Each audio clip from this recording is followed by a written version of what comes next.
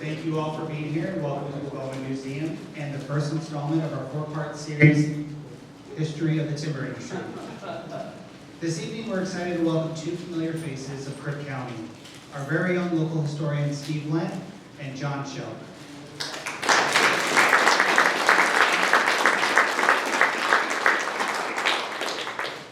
Steve has spent decades researching, preserving, and sharing the rich history of Central Oregon and Crook County. As a longtime historian at the Bowman Museum, Steve's deep knowledge and storytelling talents has brought the past to life to our community, our visitors, and our students. John Shelk is the managing partner of Ochoco Lumber Company, a business with deep roots in Central Oregon. With a decade of experience in the timber industry, John has been a thoughtful voice in state and national policy decisions, always emphasizing the importance of balancing economic opportunity with environmental stewardship. His leadership has helped guide Ochoco Lumber through the changing markets while staying true to its value of innovation, integrity, and community partnership. So please join me in welcoming Steve Lent and John Shelk.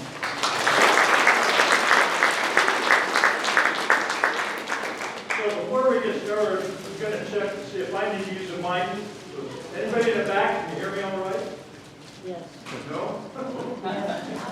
Okay, if you do, if you can't hear, let me know and I'll use the mic. This series actually started, we had a program on timber here, and John was in the audience at the time, and he provided so much color to the thing that we decided that, hey, why not have a good program given the entire history of the timber industry here in Central Oregon. So that's how this all came about. And so how we're going to work this is that I'll give a historical background on a lot of the mills and logging operations. That's what we're going to cover. We're going to go from the establishment of earliest mills up to the later mills, plus all of the extraction activities that brought the trees into the mills for processing. And then the next one will be what is the actually mill operations. What happens when the logs come in? How's it when things go through the mills and all those happen? So we'll that'll be another subject. And then what you got all of the materials through your mill. Then what do you do with it after you do that? So marketing is a big one. John's going to be probably the most leading expert on that one than me when we get into that. And the final one will be the decline of the timber industry. So with that, we'll get going. This is actually one of my favorite things. Has anybody ever used the crosscut saw? You don't want to either. They didn't call them misery whips for nothing. Again, this is John and I presenting it. Now, prior to any big mill activity in Central Oregon, we had some of the largest stands of ponderosa pine in the world. Just wonderful stands of ponderosa. You see, if you look at the bottom of this picture, you can see a car in there. But driving through the woods, see how open it was? That's because fire would come through so often and get rid of all the brush. And just magnificent stands of pine. But we didn't have any means to do anything like that, big pines in a large scale. Well, logging and mill operations were critical to the settlement here in Central Oregon. What do people need when they come here and settle? They needed lumber for houses, so a lot of little mills. The first mill in Central Oregon was actually on Mill Creek, which is east of us here. And because that was the first area settled here in Central Oregon. But at one time we had over 100 small mills operating prior to the turn of the 20th century that were providing mostly for local consumption. They didn't ship out much of the lumber very far. It was mostly right in local areas. This happens to be up on the Maori Mountains. Notice that the logs are being pulled by oxen. The wheels on this wagon, pretty impressive. Here's one this is one of my favorite pictures. This is up on Ochoco Creek, up there where Ochoco Ranger Station was. But this is, anybody got an idea on how they got all those logs up on that high? Oh, how did they load that? They didn't have the machinery. Yeah, go ahead, Greg, tell them what you. Well, they rolled them out, they did logging there, and they had workers on the other side and put those out. Just roll them out. Or, yeah, and they would also get on steep hillsides and have poles going out. Well, I'll show you here in just a second. But notice this one is pulled by oxen also. Look at the wheels on these wagons. And then, of course, you see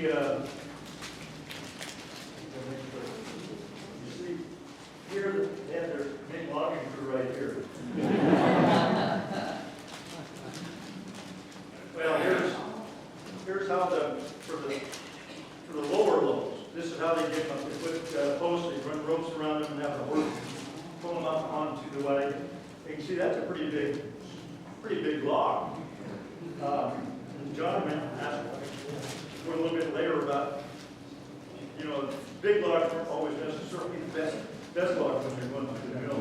But this is on the Damaris sawmill here on the side.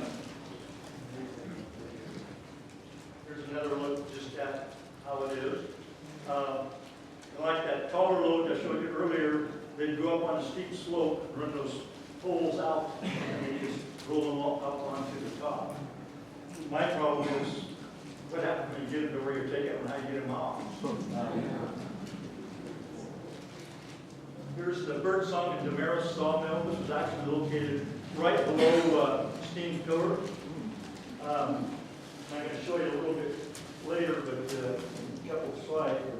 You see this right here? When they first started the mill, they had a flume that went up Lemon Creek to get water to float the logs down into a flume through to the pond. But they must not have calculated too well on the engineering of it, because when the first log came down so fast, it went down, crossed over the log pond and wiped out their shacks for their so they didn't use it much. This is working in the Damaris sawmill, and if you look at her close, you might see Jerry Rummer in there. I regret it. Here's another one of the Damaris sawmill. You can see up in the upper right-hand corner that steam pillar isn't very rigid, but that's where it's located. And then here's that flume. You see, I think they took the end off of it now. But it wasn't only just right here around Prineville, which was the main early settlement area, but places out to the south. Not Kent wasn't created yet. They had logging, horse logging down there in mills, a lot of mills down by the line. This is the Jones Mill, which was located up on Ochoco Creek, just before you get to where the Ochoco Ranger Station was located. You see they produced a lot of lumber, but it mostly went for homesteaders around the immediate area, although they did eventually bring some into Pineville. Maston Mill, this is down by the Pine. A lot of early settlement was down in that area, so they had to have lumber. And then there's a little place called Farewell Bend. Does anybody know where that's at? It wasn't even a town. Prineville was the main town. It wasn't until the railroads came. Bend was kind of like non-existent. But they did have mills for all of the people who were starting to develop into that area. The Hawkins Mill was up on Duncan Creek to the east of us, and just about where it flows into Ochoco Creek. This was one of the earliest mills up that far. This is a little later, but hauling logs to a mill that's out in the woods.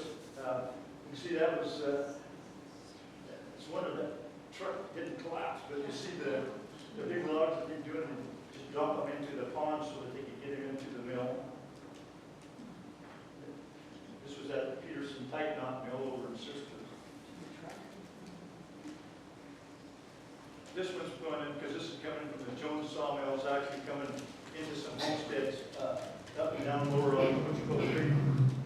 the Ike Blevins homestead, was on Ochoco Creek, and all of the lumber wagons coming by there.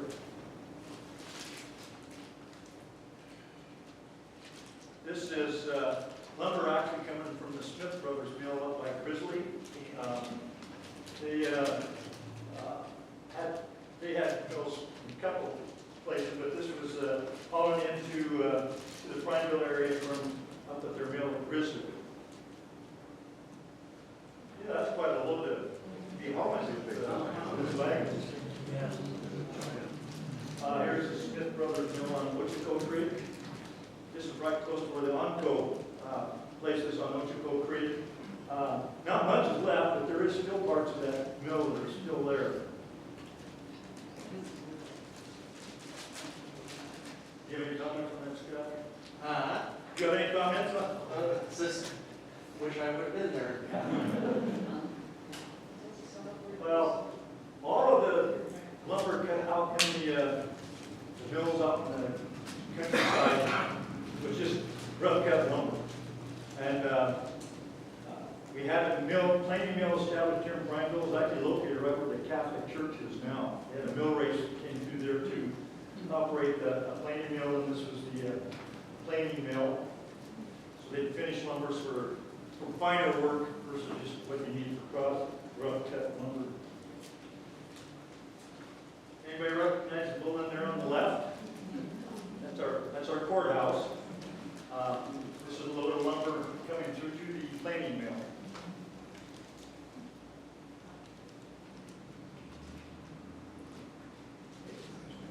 Yeah, it's again, it's like a one log load, but and I'm gonna let John explain why did they bring it in and they dump them into ponds. You want to explain that, John? Well, early on in the industry,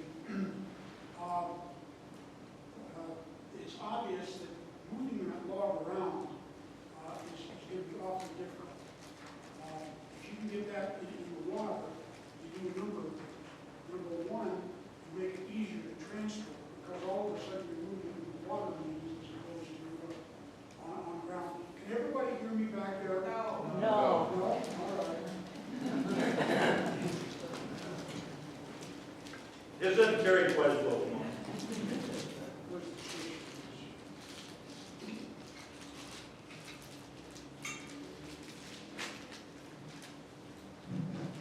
Can you hear me now?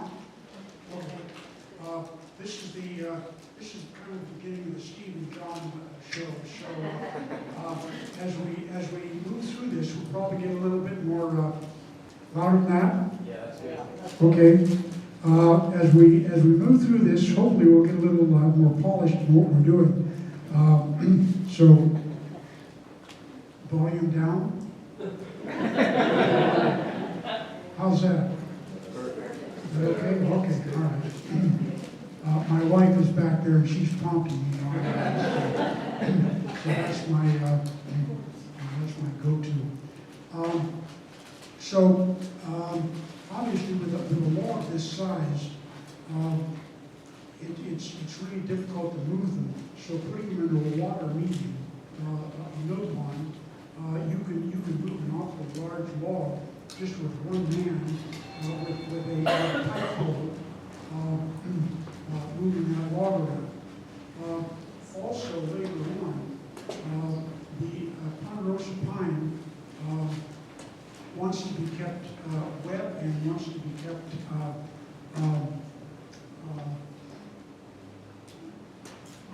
wet and cool. So keeping it in the water medium again helps in that process.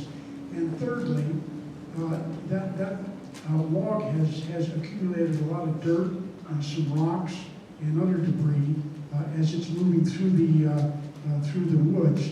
And putting that log in the water is going to help wash off some of the debris. And believe me, a steel saw does not like rocks.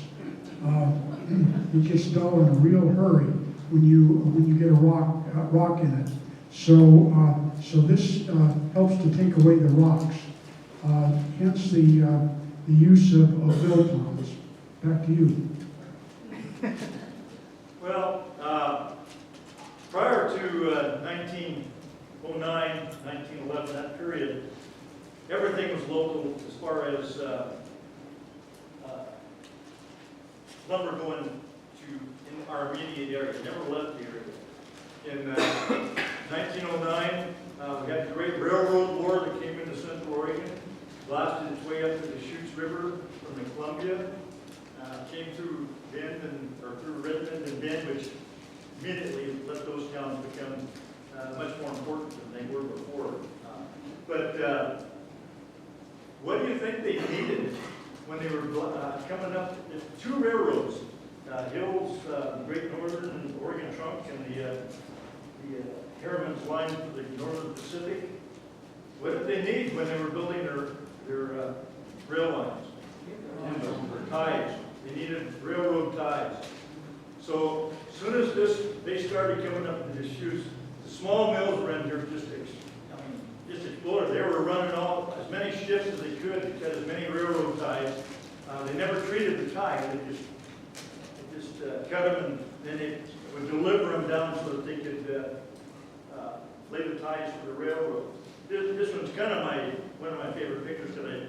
This is, you see the Harriman's Line going over the top, the OWRN Railroad. This is over by Madras on Willow Creek. If you look underneath, it's the Oregon Trunk coming into Madras up Willow Creek. So this is a pretty wasteful deal for resources to have two railroad companies building this railroad to the same location. But it was a great boom for Central Oregon. And here's another reason why, but this is a trestle that they were building for wood. This is actually located, if you're going to Warm Springs, just before you get to where that little store is where you cross the bridge. There's a little canyon called Rattlesnake Canyon, and this is where they were building the trestle to go across there. Next time you go through Warm Springs that way, if you look off to the right, you can actually see the railroad grade on both sides where they put this trestle in. But that took a lot of lumber for this, and the Oregon Trunk had like 22 bridges made out of wood. The other ones made their own. Harriman made his mostly out of metal. But I'm not sure if OSHA would approve of this metal.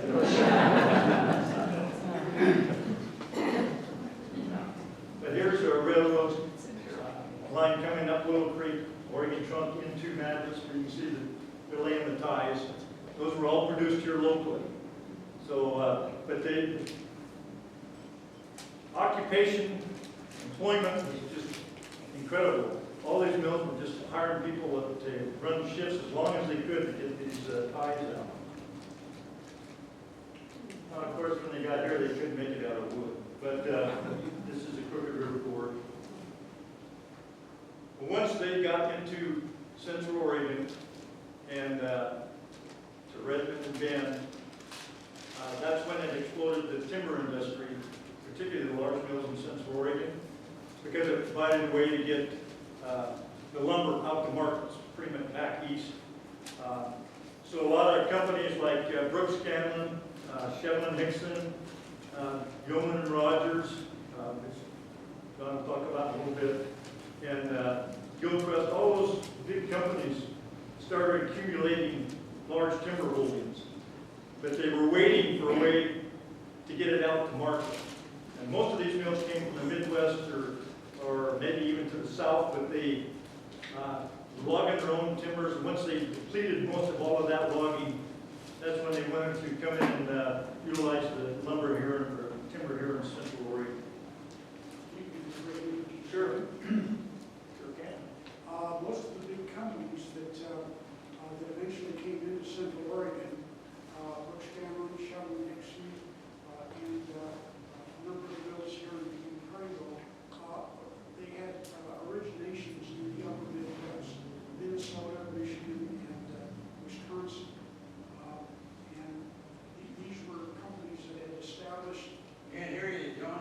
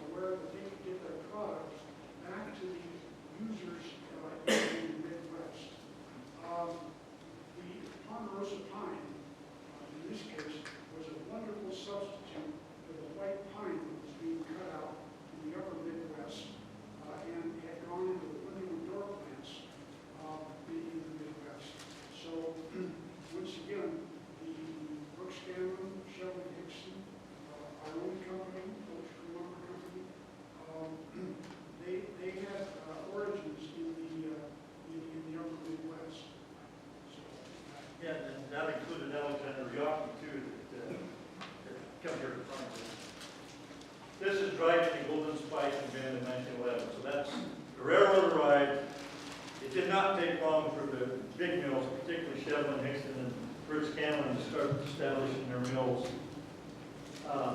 But I just want to put this in because this is the Hitchcock mill. Anybody recognize the Butte in the background? Black Butte. Those are all railroad ties. You see stacked up there on where Black Butte Ranch is today. Well, we have a lot of big timber in here, mostly with pine, but there was some Doug fir and other species. Once they got the mills established, that's when they started cutting down a lot of these timbers. But this mill happens to be called the Bend Mill Company. It's located on the west bank of the Deschutes, right near the old mill district today. It was specifically built by Shevlin Hickson to build lumber, or cut lumber to build the Shevlin Hickson mill. So this mill was only in existence to build, or to cut lumber for the Shevlin Hickson mill. And then here's again the Bend Lumber Company, where you can see where they got their lumber stack for the mill process. Well, here's Shevlin Hickson mill in 1918.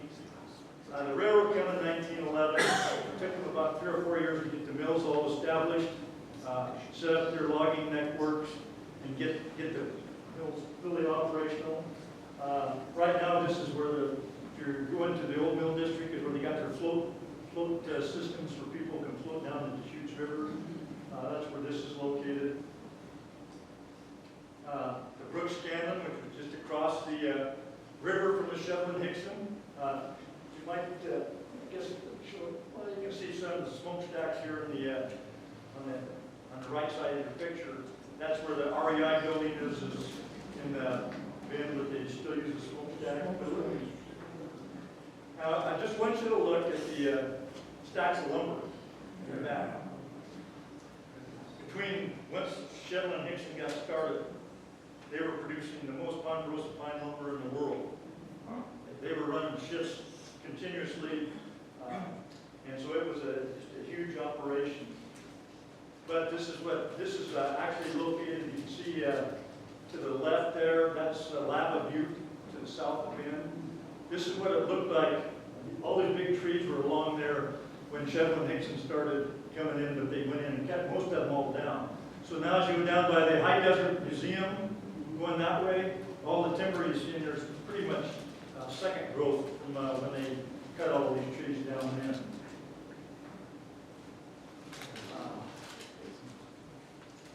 This is, at first, to get the logs to the mill, they cut them like this, and then they skid them down to the Deschutes River and float them down the river to the mills in Bend. Anybody seen any of these high-wheel logging? You got some in Trace Park in Bend, but this is how they maneuvered some of the larger logs, put them up under, chain them, and carry them on. But here they are, all the logs they dumped into the Deschutes River and floated them down to the mills. Now, if anybody's ever been over there, you know that as you go through there, there's places like Venom Falls and Dillon Falls, and that was a hard place to get those logs through there, so they fog up a lot. But can you imagine that many logs being floated down the Deschutes River? So here's the logs that got kind of, they had guys out there with the peavies and hand hooks trying to maneuver the logs so that they could move them on, but sometimes they had to use dynamite to blast those log jams out so that they could continue to run stuff down to the mill. Then here's the joint log pond for Brooks Cannon and Shevlin Hickson. Because they were right across the river from each other, they shared the log pond. They had their own brands on them so they know which logs were theirs. But all the logs would come in here, and that's a lot of logs. And when they first come, there was actually some pretty big timber, but I want you to make a comment about those large trees and how it is tough for the mills. You see a tree this size and you think, oh, that's a real prize.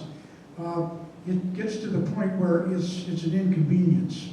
It's an inconvenience to try and handle that tree in the log form, and then it's an inconvenience to wrestle it into the mill and put it on a carriage and run it back and forth up and down with a saw. So really, from the sawmiller's point of view, we'd rather have just a medium-sized log, maybe 36 to 40 inches rather than 60 inches and up. The harvest of those large trees it was obvious that they were going to do that, but relatively inconvenient and difficult to put through a mill. Now, I can remember when you hire a timber faller to come in and cut them in slabs so you could run through the mill. And Joe Gannon, one of the old guys here, can remember, in our case with our mill, if we got a tree that was too big, we would have a timber faller come in with a chainsaw and a very long bar on it, and he would split that log in two so that we were able to more easily handle it in the mill. And again, like, you see what kind of saw they're operating on this? The old misery wheel. Well, Brooks and Scanlon, Chevron, Hickson, didn't like shifting all their logs down through the Deschutes River, so they'd come in and they established rail lines out into the south bend. Brooks Scanlon pretty much went to what would be to the east of what is now Highway 97, and Chevron Hickson was pretty much to the west of Highway 97. And they run multiple rail lines out. And they actually they put them all on log tracks like this and haul them into the mill. If anybody, for the Brooks and Scanlon, has anybody been out on China Hat Road outside of Bend? That was the main haul line for Chevron, or for Brooks Scanlon's logging railroads that went out of Bend. But here you can see that they loaded up. They actually established logging camps out there, railroad logging camps. So they would go out, set up camps, portable camps, and then they'd send their loggers all out to do all of the works that they do. And then once they kind of completed the lumber or timber in one area, they'd up and move the whole camp to another spot until they logged that spot. But this is part of the Chevron Hickson line. And as a sideline to all of that, Les Schwab grew up in the Brooks Scanlon logging camp south of Bend.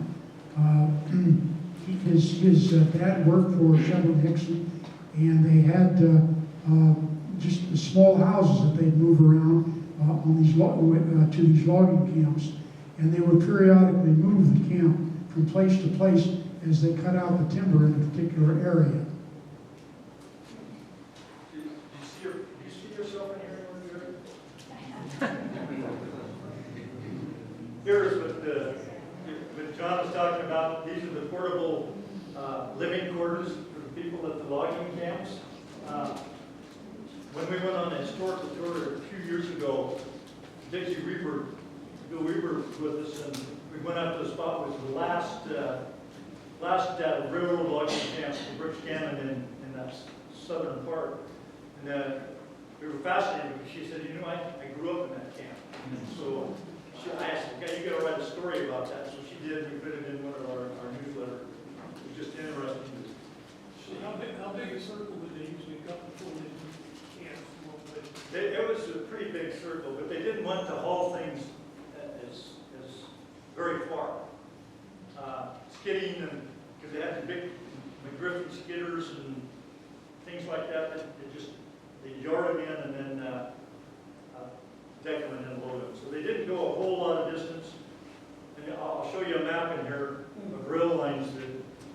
There was one heck of a lot of rail lines. Steve, there's still, there's 2 or 3 band area of the houses. Yeah, there's not many of them are around anymore. This is the Chevron Hickson. Actually, when they set up these camps, they had movie theaters, they had dance halls, they had grocery stores, everything set up so that people could even, Shell and Hickson case even had a post office, but the post office moved whenever the camp went. There was Shevlin post office. So they were pretty much just complete communities on a small scale, and their families would live with the loggers out there, and then when they moved, they just put them up onto the rail cars and moved them down to the next spot. Well, here's a new innovation. Here's a chainsaw, two-man chainsaw. You don't see many of those. Those were beasts. I think we got one of these down at our Rancher's Memorial. Steve, my dad and a guy named Dick Ferns run one of those. Is that right? No wonder you're so good. They occasionally have accidents. This is a engine that derailed out south of Bend. But they just bring in their loader and put it back on the line and go on. You notice all these are temporary rail lines. See, there's no gravel or anything between the ties there.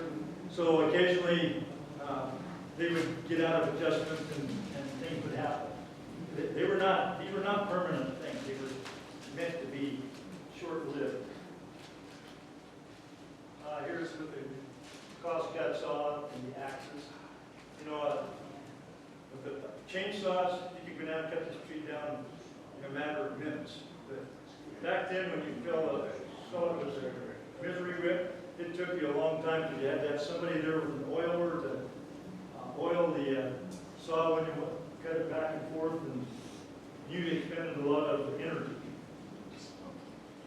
Here's a Shelton mill in 1924. You see they got three chutes for bringing the logs up into the mill, so they had three cutting sites. And each one of the, where they brought it up into the mill, you can see they had it separated where the logs would go up into each one of them. Again, just, can you imagine all these many railroad cars running through the woods south of Bend?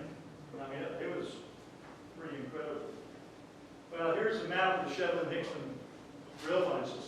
All those little squiggly lines, those were all rail lines that they ran. So that they would be, to answer your question, Jerry, is that it wasn't a big area because they would just move on to the next one and run a line. If you go on any of those roads out south of Bend, the early roads, most all of those are rail beds that they use for the logging. If you go, you can see the grades, all are gentle grades. But that's a lot of rail lines. And then, did they move the rail lines when they moved the camp? Yep, they did. They had the main line coming in, and then they would The arteries. Could you repeat move the arterial line to the next spot. Could you repeat when the people are talking what they're saying? Could you repeat your question? We can't hear them back there. Oh, I wondered if they moved, literally took up the tracks, those artillery lines, every time they moved to another camp. I'll give you a comment on that. They moved the ties and the tracks until such time as the ties started to get rotten, and then they left the ties in place. And there are places 30 years ago where you could still see traces of those old railroad ties. You can still see some down behind Dick Russell's plant or whatever they do down there. We walked back in there, found some old pits from where they had the camps and different things.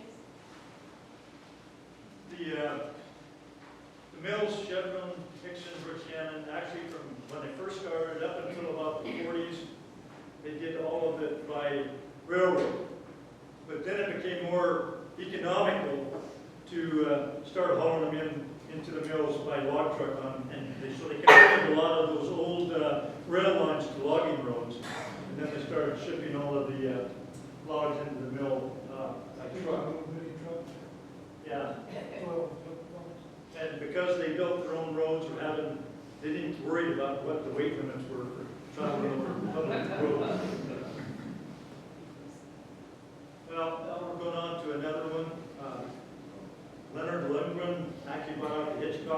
booze at Sisters and established a mill. This is the Lundgren Mill, not right outside of where Sisters is. There's nothing there now. And I don't know if many people even remember, but Lelco, that stands for Leonard E. Lundgren Mill, that he had in Bend. He had a big mill in Bend too, but it was just south of Pilot Butte. So Pilot Butte would be off to your right here. Now this is all covered with houses and everything, but this was not many people even remember that this mill was there, but it was a really big mill too. Yeah, one of the lost stores too. Tumalum Lumber Company, you might have some things to say about this, but because of fine products. But it was established, it was a lumber company, and then they had a mill, and they owned a lot of timber. Did you have any comments on that at all? My recollection is that Tumalum became the owner of Pine Products at some point. I'm not certain of that.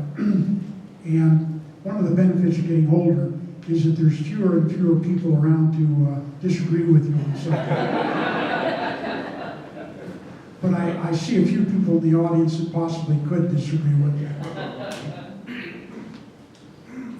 Well, Alexander Yawkey was one of the big Midwestern companies that come and accumulate a lot of timber north of Prineville.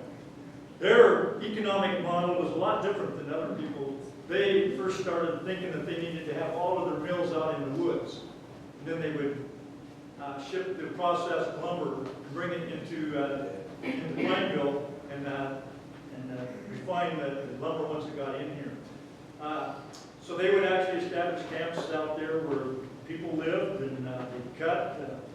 When they skidded logs, they go up on the hillside and then you skid them right down to the mill. They go down draws, everything, and until they run out of the lumber, and then they move their mill to a different site. So that's why you see there's an AY mill site up in Kai, a second AY mill site. There was some over on Allen Creek. But it didn't take them long to determine that that really wasn't the best economic model. So that's when they eventually established their mill in Prineville. And here's a logging crew at one of the AY mills north of Prineville.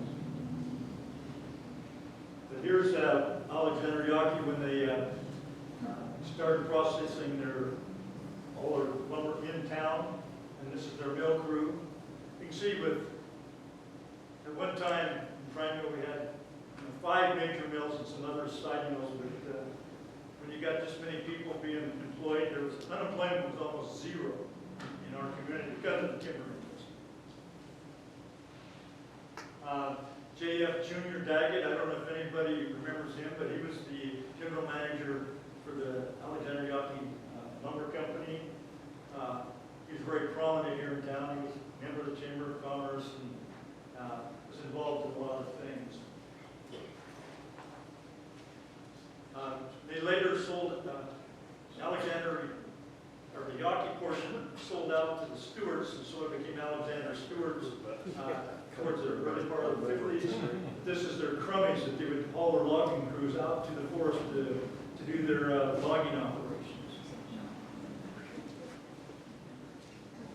Talk about small trucks. This is one of the contractors for Alexander Yawkey. You can see what kind of load that is. Alexander Yawkey, Stewart, when they built their own roads, they figured that they could load them up as much as they could. They didn't care how heavy the loads were. What year would that be, Steve? This is probably in the early 50s, mid-50s, somewhere around that period. These were huge trucks. The BCK stands for Bosch, Cannon, and Kincaid. I went to school with a couple of the Kincaid boys who later on moved up to Oregon City and started a mill. The Bosch, I don't know whatever happened to him, but Cannon was around for a long time and did some contracting with our company later on. Well, one of the other things that happened was this happened to be Alexander Yawkey. They're building their own once they started harvesting Forest Service timber, that's how all these roads got out into the forest, is from logging operations. All of the lumber companies would come in and make the roads to the standards they had to meet. But that's how all of the roads you see out, the main roads you see out in the forest were originally developed, was through the logging operations. These are big dozers, by the way. Here's loading logs onto the CK trucks. Well, in the late 30s, early 40s, the Husbeth family came out from Oklahoma. They had mills there. They had them previously in Nebraska, I think, too. But they come out and established a mill out at Camp Watson, which is east of Mitchell. And so this is the Camp Watson mill.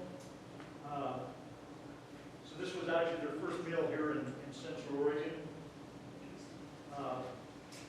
Then they actually built a mill in the mid-1940s in Prineville.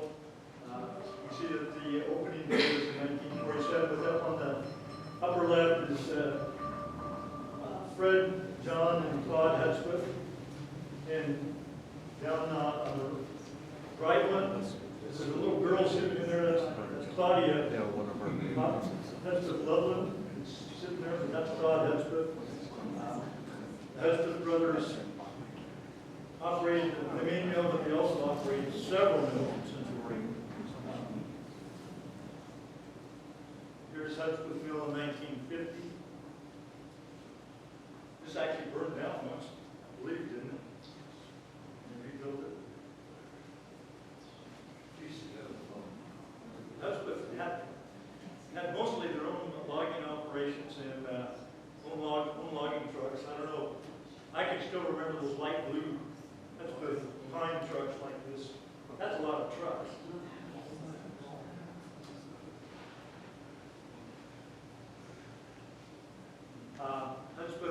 John Hudspeth operated a mill at Rich Creek just before you get into Mitchell. There's still parts of this mill standing. John Barry Woodward on their place. Jim and Betty. Yeah, Jim and Betty. Their place, we took a stop there a while back. Here's unloading logs at the mill pond for Hudspeth. Now, I was talking to John. I remember when I was a kid, back in the early 60s, 40s, that I remember you could count over 100 log trucks coming through town at one time from all directions.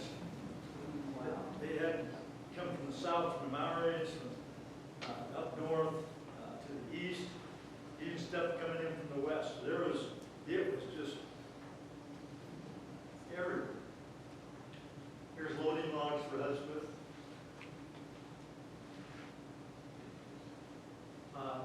The Langston Company was another they had a lot of mills in eastern Oregon, but this one happens to be on the South Fork of the John Day River. They had a company town there, so they had all the amenities for people to live there. They'd go to school in IZ, the kids would, but this was right along the South Fork. There's actually nothing left of that now. Now here's one that some people, I don't know, maybe you not even remember this, John, but this is the Grizzly Pine Mill Company. It's located out on Mackay Creek, or on Mackay Road. And there's a church off to the left as you just go up out of past the cemetery. That's where this mill was located at. Grizzly Pine. You can see Ballard's Butte there in the back behind the. I don't remember this mill, but we had mills everywhere. Pine Products Mill in North Prineville. It actually started out as Davidson Brothers Mill, and then it went through some reiterations. They actually, the mill burned and it was repurchased, and I think part of it was Tumblelon that we talked about earlier. Then established their operations. Bob Forsyth was one that was the initial manager of the operations in conjunction with the Crawford family. some of them. And then Ward Roden eventually became the general manager of the company. This is falling some timber for Pine Products. Pine Products didn't have a lot of their own timber company, timber holdings. Alexander Yawkey did. Ochoco Timber Company or Ochoco Lumber Company did. But the other mills didn't have a whole lot of their own, so they depended on private holdings, or eventually when the Forest Service started supplying, they depended heavily on that. But one of the things, you fall a tree, then you'd have a limber, so you'd go around, cut all the limbs off, and then you'd go out with the tape, 32 feet, and cut off the logs so that they could be skidded in and loaded onto trucks. 33 feet. Now, this is going to be your show for a while. This is the Ochoco Lumber case study. You can see this is, I don't know, Jerry might be driving that car. This is one of the really big pine butters. So I'll go ahead and let you go ahead, and I'll kind of run through some pictures when you're on. Ochoco Timber Company was the predecessor of Ochoco Lumber Company. But even before Ochoco Timber Company, there was a company called Booth Kelly Lumber Company that had mills in the Willamette Valley. They began coming over to the Ochoco country right around the turn of the century and began buying small tracts of timber. The first purchase that I've noted is in 1906, and Booth Kelly Lumber Company bought a timber tract from California and Oregon Land Company. To understand where the large tracts of timber that were government, that became private, and were bought by the various mills, to understand this, you have to go back and understand that the country, America, was interested in developing the West. They were interested in building railroads into the West, and then beyond that, in building navigable roads, wagon roads, military roads throughout the West. But the federal government was broke. After the Civil War, they had no money. But they did have an awful lot of land. So that's how they enticed first the Transcontinental Railroad, and then the various regional railroads that followed in behind that. Was they gave land grants as opposed to money in payment for building railroads, and then again wagon roads and military roads. Ochoco Timber Company, which was a group of timbermen, again from the upper Midwest, my great-grandfather included, formed a company in 1923 to purchase a large tract of timberland from an existing company in the Midwest. So in 1923, Ochoco Timber Company was created. That's 102 years ago, to purchase a tract of timberland. We were going to start a sawmill in the late 1920s, 1929, 1930. And obviously that wasn't a very appropriate time to start a new venture with the Great Depression coming about in 1929. So after the timber company had made its purchases and then planned a logging railroad out to their timber purchases, which the logging the railroad right-of-way was going to go up the Ochoco Valley. They had Ochoco Timber Company had purchased right-of-ways up the Ochoco Valley across the south side of Ochoco Reservoir and up through up Ochoco Creek to Wolf Creek, where Howard School used to stand. It doesn't anymore, but up Ochoco Creek, where the confluence of Wolf Creek comes in.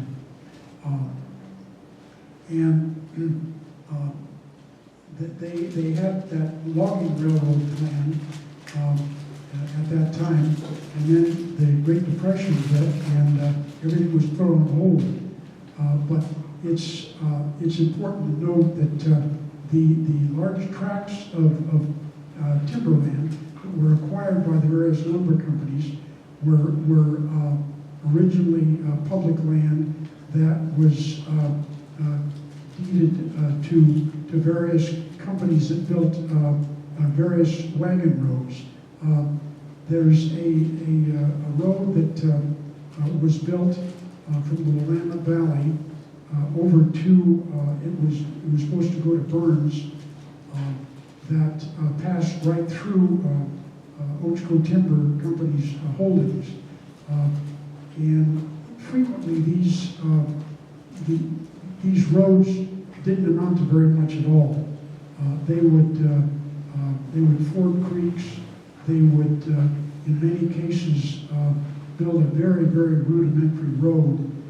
In some cases, not build the road at all. There's an interesting book written by a former Ochoco Forest supervisor named Cleon Clark that speaks to one of these wagon roads and the methods that they use to finance it and the various different owners of this contract. But above all, it made public timber, public land available to private companies to buy that and amass enough to be able to start a sawmill. Unlike the many mills that you've seen here so far, those were mills that were primarily cutting local timber. The Damaris family, with their various tracts of homestead timber primarily, had to move mills from place to place. The large companies that came in, Pine Products, Alexander Yaki, Ochoco Lumber Company, initially started, well, in the case of Ochoco Lumber Company, which was formed to cut Ochoco Timber Company timber, had a contract that assured a perpetual yield of timber as opposed to the model that had existed here in Central Oregon or in Prineville, which was primarily small companies or small mills cutting timber for local consumption, and then when they cut a timber tract out, they would either shut down and sell out, or they would move the mills someplace else. But the mills that came in the 1930s were mills that intended to be permanent mills, so they needed a permanent supply of timber. In our company's case, we contracted with the U.S. Forest Service to blend the timber from our own lands, Ochoco Timber Company lands, and Forest Service lands, to put together enough of a bank of timber that allowed us to build a mill, put the money into building the mill, and assure ourselves a long-term supply of timber. So that kind of gives you a very brief start at Ochoco Timber Company and its successor, Ochoco Lumber Company. Now, I'm going to run through a series of slides. We can kind of explain things through here.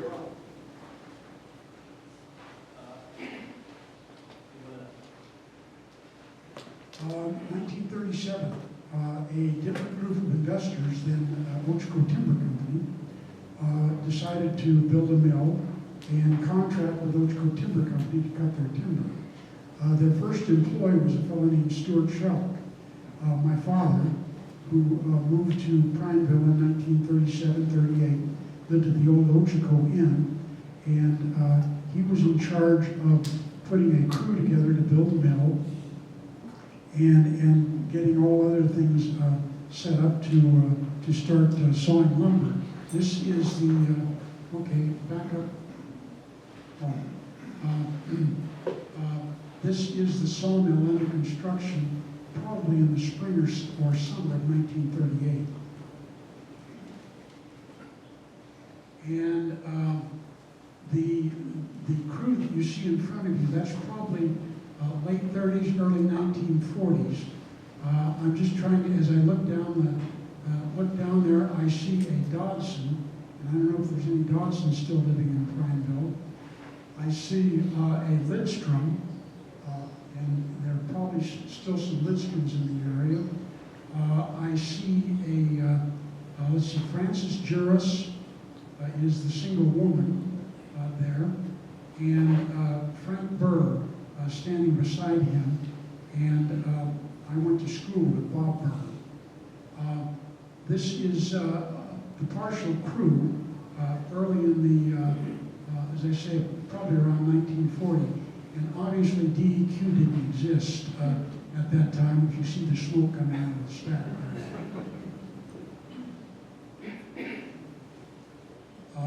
1940, we have an office built.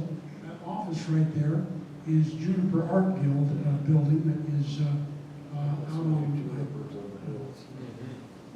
about several blocks from our existing office today. I made a comment about all the lumber you see stacked out in the yard. That has spacers in between it, and that lumber is air drying.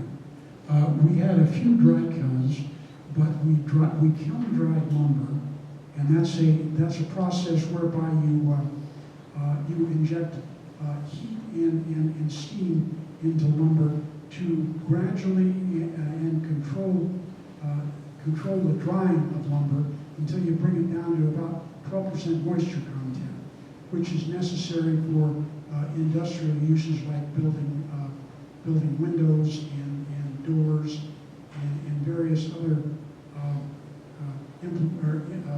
items that are dependent upon stability and a dry piece of lumber.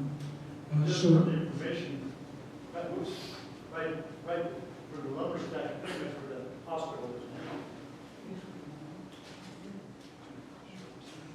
This is, first of all, this is Thompson Logging Company, Spring Log. and this is an early example of logs coming into the mill. They were coming from fairly nearby, probably about 25 miles. So it was convenient at that time. And these trucks don't have the wide bunks that you saw in the BCK trucks, because these trucks are coming over the highway from a distance of, many of them entered the highway at Keystone Ranch, and then from Keystone came into Prineville, so the 12-mile haul on the highway. So they had to comply with weight and width requirements. Now, you did have a logging road that went from the mill on the south side of Prineville, Ochoco Reservoir, right out to the... That's for different times and different stories, yes. Yeah, I remember that, and I remember meeting some of those big white trucks on that road. So I've seen a house coming down the road. These are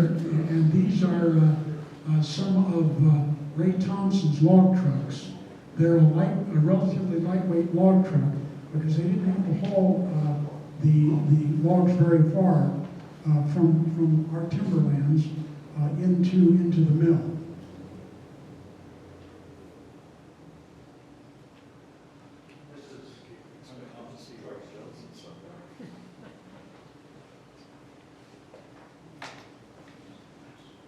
I don't know who that lady is, but that's one of those big logs that is spectacular on a truck, but a real pain in the behind the handle.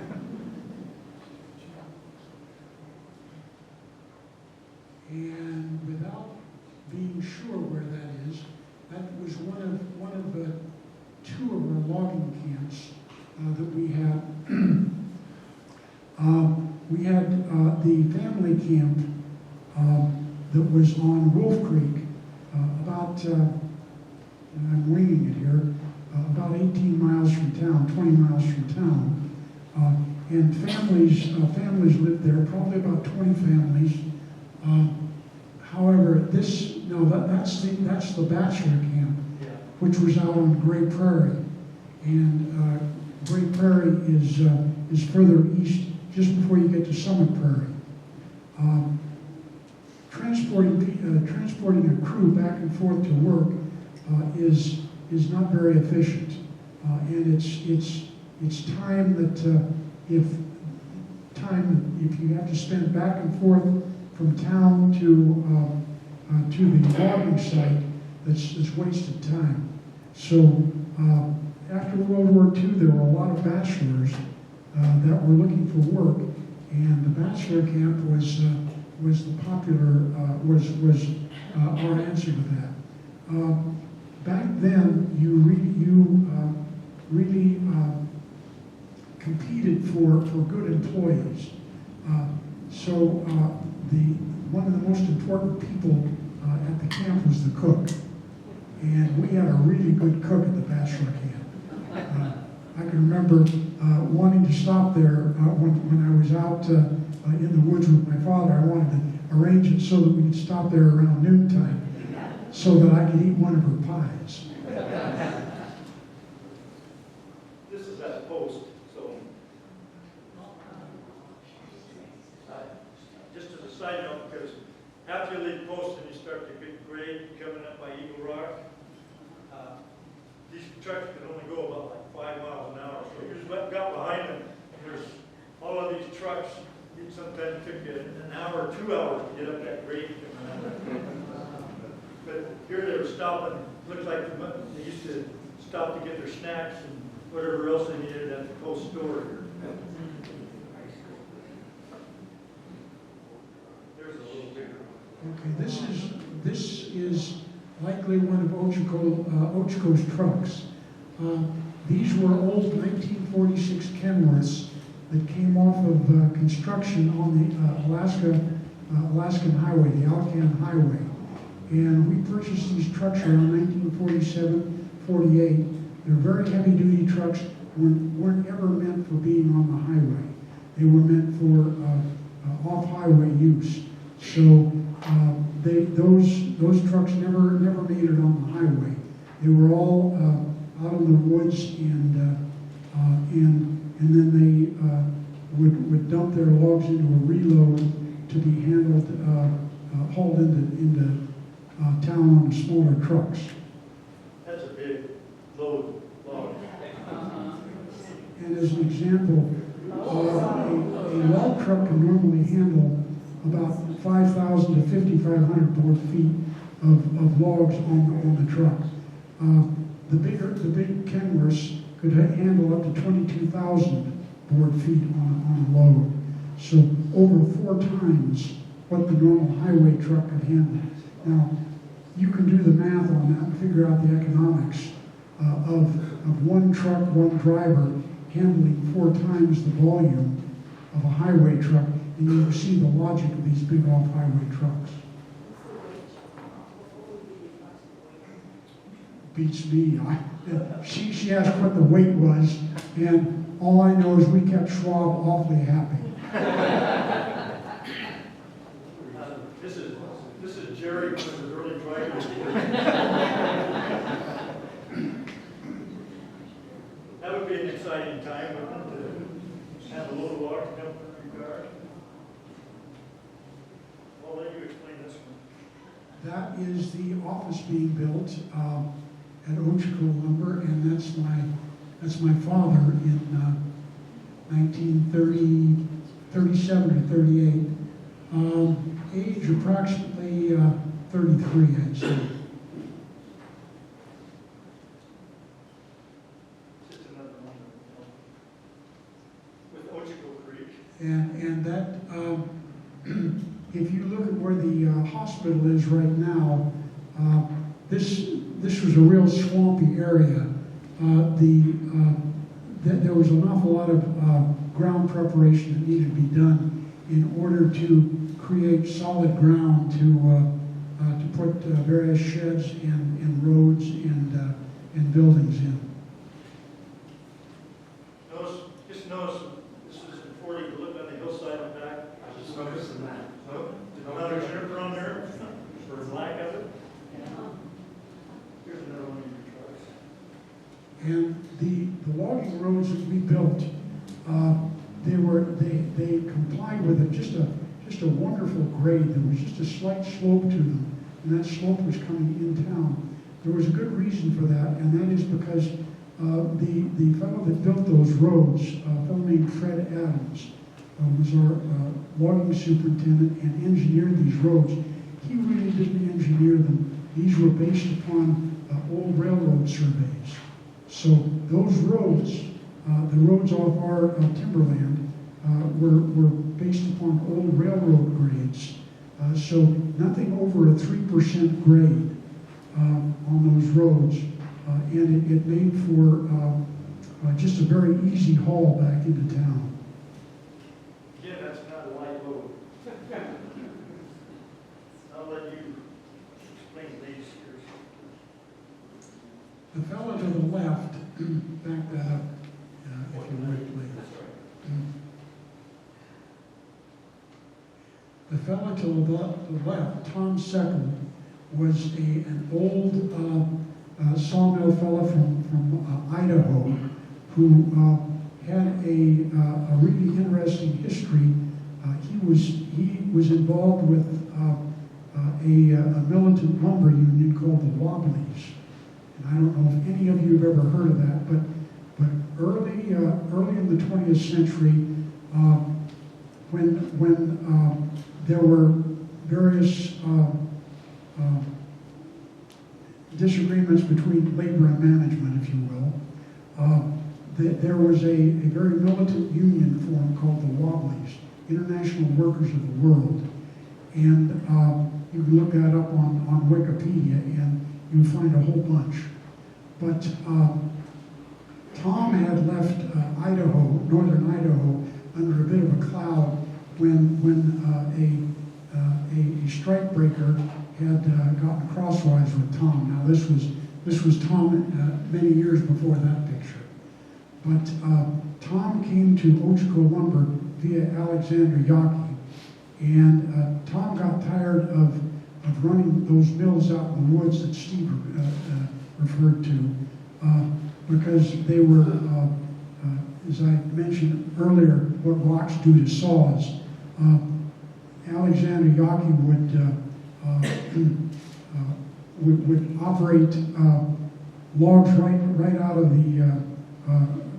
of the woods that had rocks in them, and Tom just got sick and tired of having to change saws and having management berate him for poor lumber production. So at one point he came looking for work. My father hired him, and the rest was history. Tom was our sawmill superintendent for probably 25 years, and just absolutely dedicated, just did a wonderful job of operating the mill. The other crew that you see there are Francis Juris's father, Charlie Coons, Francis next to him, and Watt Skinner, not Walt. Watt Skinner was our sales manager, and perhaps some of you remember Elsie Simmons, Bill Simmons' wife, Simmons Realty, Simmons Insurance. More of the log trucks that went into the mill.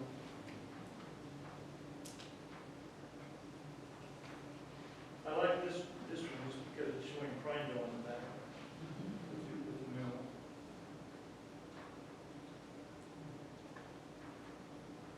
That's kind of end of the Ochoco Lumber, but I like this one. I think that vehicle was overmatched.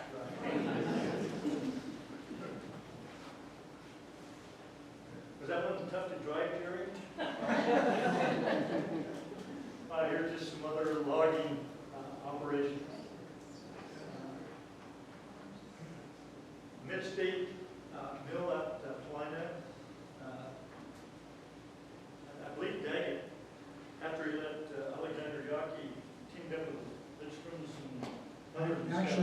Walt Lindstrom that did this, and he had the Mid-State mill.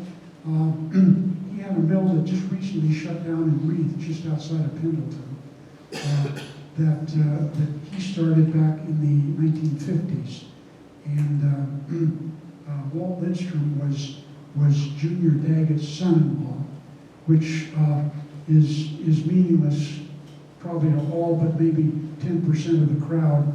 But Walt continued in business and had a number of mills throughout eastern Oregon.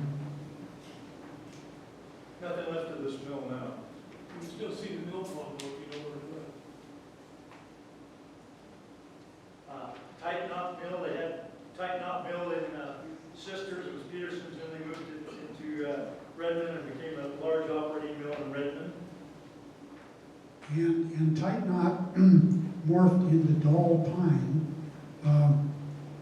Tight Knot Peterson was the owner of this mill, and his stepson was Phil Dahl, who then continued the mill in Redmond, which then became Brooks-Willamette. And later on, I don't know if it was Crown Pacific that eventually shut the sawmill in Redmond down or not. But that's a little bit of the history of that one. This is actually at the Ream sawmill up on the Bowery Mountain. I think Press Ream was driving this. He got a little close to the log pond and the truck went into, yeah, it's not real happy. Anybody recognize? This is Wayne Damaris operating out in the woods.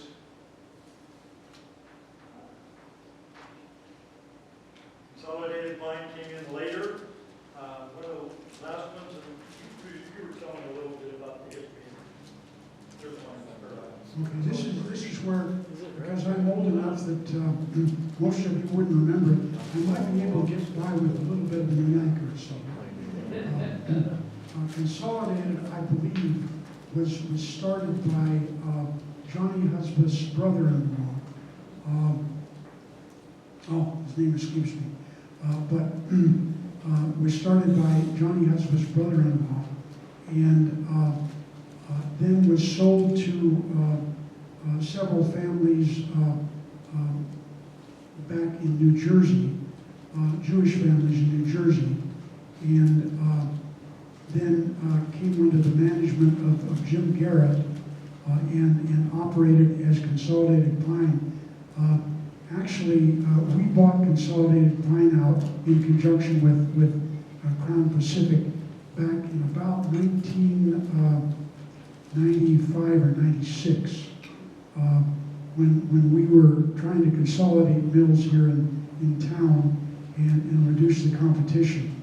But they operated a single shift during the years that I was familiar with. Kelly Mill down on West Branch. Didn't he work for Ochoco for a while too? Paul Kelly was our first contract log hauler.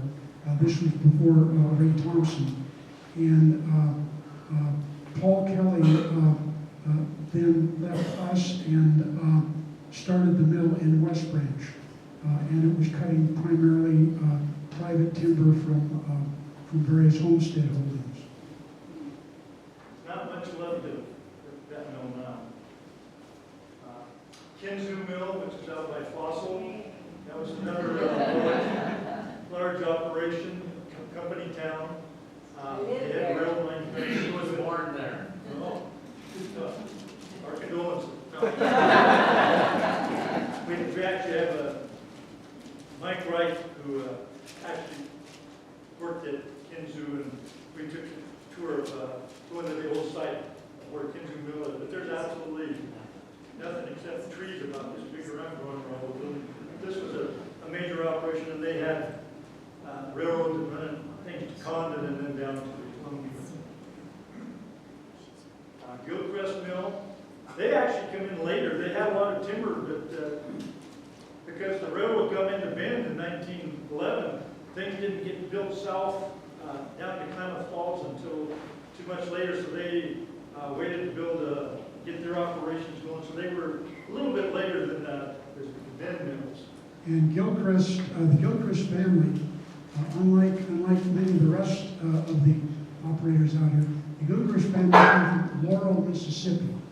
And you think to yourself, my word, how did a Southerner get out to Oregon?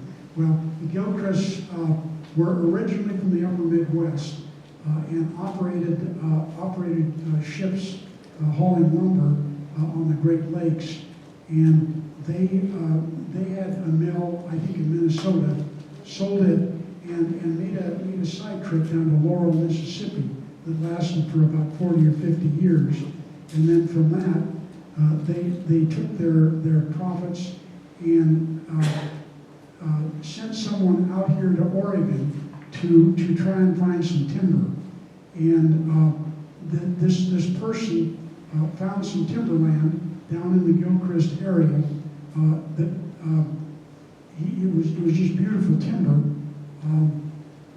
and it wasn't subscribed to. It was all public timber, United States timber. I hesitate to say Forest Service because that they were in their early stages, but there was a special transaction that Gilchrist did, buying Southern Pacific Railroad script. Now, script is you exchange this script like dollars. You exchange the script for land of your choice in a particular area, and then the federal government then turned that land over to you. So Gilchrist was able to gain a large, probably 70 or 80,000 acre tract of solidly blocked timberland right around their mill in the Crescent area. And they built their mill in 1937, 38, along the same time that the mills here in Prineville were being built. But they also built a company town, which is still, they painted all the buildings the same color, brown. All the built houses, everything, businesses were all painted a kind of a dark brown. Some of these businesses operate independently now, but it's not so much of a company town as it was then. Everything was controlled by the company.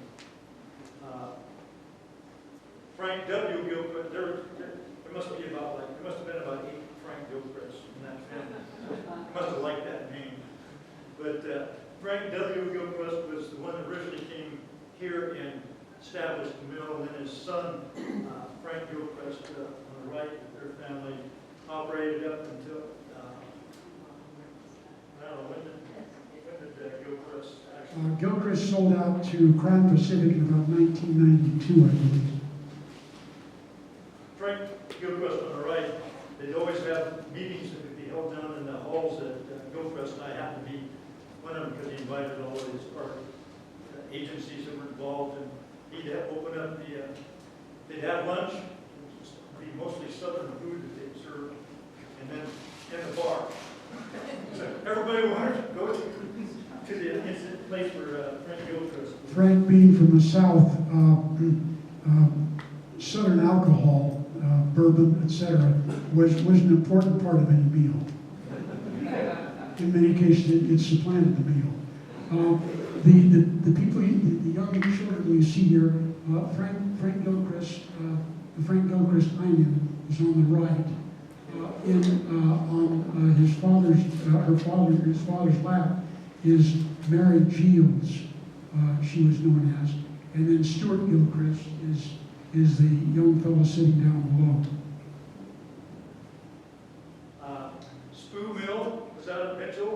So you're going from Mitchell to Dayville, up where Waterman Road comes in. That's where Spoo's Mill was. The only thing that's left there is the mill pond. Mavis Lumber Company, not people are probably aren't aware of Mavis. This is up by the airport. They had, I think Johnsons were involved in this one, Sam Johnson. We're just about done. Warm Springs Lumber Company. That was actually started by the Johnsons and then eventually gave it over to the Warm Springs tribes, and of course it's gone now. Triangle Mill, which is up to the south slopes of the Ochoco's. This is actually the only picture I've known of that mill. And then there's hardly anything there. You can still see some stuff at the site. And here's one of the tough young loggers there at the Triangle Mill. Hard and young. And we're just about done. This, just some of the operations. They have what they call cat skinners. They would haul those, skid the logs out. They'd have a choker setter who would set all the chokers, and then they'd haul them into the landings. And so just one of the major operations later when we used mechanized equipment. These guys were animals, as the choker setters. And those guys were, you didn't want to mess with them. And this brings us to the end. This is about the 40s when the war started, and they started promoting lumber use throughout the United States. And that's when the mills really started to take up from the warriors and on. And that brings us to the end.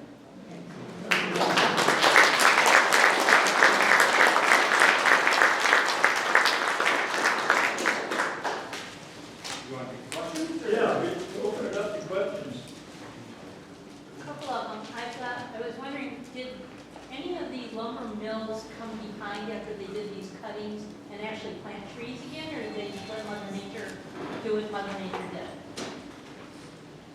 East of the Cascades is a much different different climate than west of the Cascades. West of the Cascades, where you've got a more moist climate, they clear cut over there,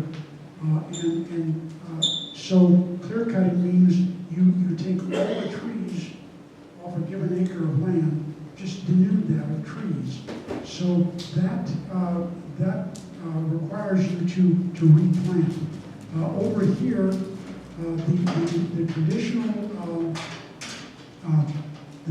traditional manner of harvesting here was selective harvesting, where you're supposed to take a tree here and then a tree over there, but you're leaving the best trees and the best seeds to fall on the ground, and there's a regeneration that takes So place. it's natural. So basically natural. So it's natural But you regeneration. said, because I was wondering about, when Stephen, you were talking about the fires and some of the big trees stayed. Did they have, the crazy fires that we're having right now, did they have fires like that decimated just the whole size of the mountains and hills and everything? Boy, that could be a subject for an entire discussion. But we had relatively few fires when we had active management going on in the forest. Reason being that we had so many loggers in the forest that they were the line of first attack when a bolt of lightning would hit a tree, and that tree would just begin to smolder and put up smoke. Then more often than not, you had a logger and a small logging crew within, say, 5 miles of that fire. They'd spot the smoke, and they would very quickly maybe take a rubber-tired skidder that has a blade on the front of it. They would very quickly take that over, along with their fire truck, which they're required to have on the logging site. And they put that tree out, or put that fire out, when it was just less than an acre. And they were the active first responders to a fire. But that doesn't exist today. Hence, you have what's going on today. Now, climate change, yes, makes it worse. But the fact that we don't have active management on the forest leaves a fire open to gaining a lot of acreage before somebody finally gets on it to put it out. Long answer to a short question. But, hey, Steve and I used to go chasing fires around too. Yeah, all over the place, don't you? You see a lightning strike, and you quit working and start looking for fire. Any other questions? Yes. Steve, what was the challenge in the early days when they had started these original mills to get all the steel, the metal they needed for all of the equipment to start those early The sawmills? early sawmills, it was all shipped in, first of all, it was coming in by wagon from the Dalles. And then later, when the rail line was built to Shaniko, things would be shipped from Shaniko, but it was all by wagon. So that's where it all come in. I will tell you that my great-grandfather, when he moved from Michigan to Oregon, he brought his mill with him on a variety of flat cars. So that's what you did, you reused equipment. And you know that, like, I think you got a picture of the Smith sawmill where they were bringing a boiler in by wagon, and that was from Shaniko. And that was a pretty big operation to get things into the, in here to set up the mill operation. And that mill was in 3 different locations.